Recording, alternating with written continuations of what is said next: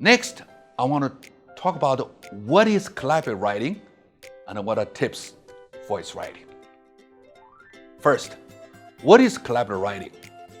I would call it a joint venture to publication. Collaborative writing is an academic joint venture by which a few or a group of authors write a book together. Each author is responsible for writing or co-writing a part of a chapter or whole of it within a deadline date. Collaborative writing can stimulate authors to work jointly on a book project with a potentially accelerating speed, and it applies to recent article writing as well. We need collaborative writing to be productive. Now, what are the tips for collaborative writing? First, develop good trust in each other, because we need to trust each other to be productive.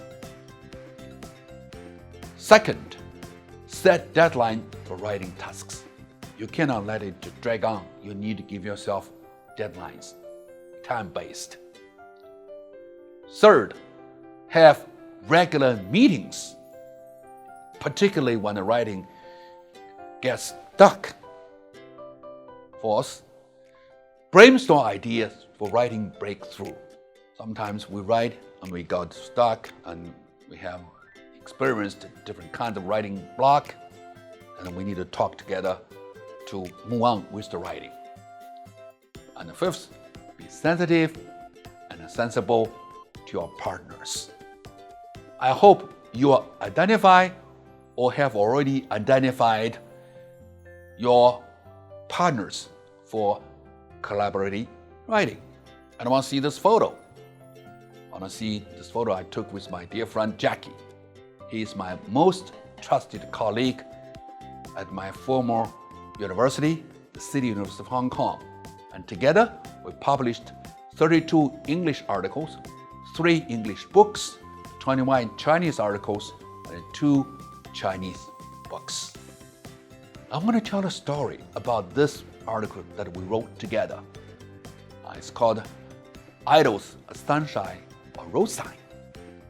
And you can find this online. The thing is, we have a quiet battle over the first authorship. When I worked on this paper with my colleague Jackie, we quietly battled on who should be the first author for 2 rounds. The idea is mine, and I gave this paper a great title. But Jackie did most of the writing. So when he finished the first draft, he put his name before mine. Then I did some revisions, put my name before his name, and I emailed to him the second draft. After Jackie received it, he did some more revisions, put his name before mine, and emailed it back to me. I proofread the paper, make some minor changes, put my name back to the first author, and emailed back to him. And when Jackie was about to submit the paper, he let me see the final version, and sure enough, he put his name back. And I gave up. The point is, I valued our friendship more than the authorship. I don't know whether you have come across similar scenarios or incidents. If so, you want to know what matters more to you. And I want to say, to care for others is to care for yourself. And finally, I want to share with you tips for reminding a colleague. Because oftentimes, when we work together, people may drag on, and you expect your friend, your colleague to give you feedback or to move on with the revision or the writing, and then he's not moving, and what would you do? Here are some quick tips. First, just come over to say hello. You don't have to say, did you work on the paper? Why not give it to me? You don't have to say all of this. Just say hello. People will get the message. The implied message or hidden message will get it immediately. Just say hello, good morning, good afternoon, how's it going? Second, invite for work lunch, talk. When I say work lunch, is that you do not have a free lunch. You're going to talk about this paper, particularly the problems of it.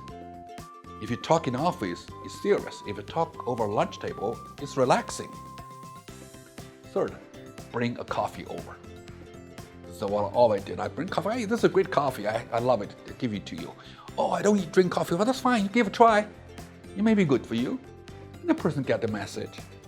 And the fourth, you bring a little gift. Well, it could be coffee. It could be tea. And for female or for woman, you can bring flower. Of course, you cannot, as a woman, you cannot present a flower to a man. It could have additional or other implications. But if you bring a flower to a fellow woman, that's no problem. You don't have to say anything. And then people will get the message. And I did all of this with my colleague Jackie.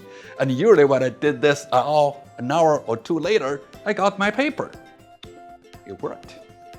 And finally, you may want to check the problems. Maybe the other person got stuck with something and he's not ready to talk to you. And when you invite a talk and you clarify or resolve the problem, you move on with your writing.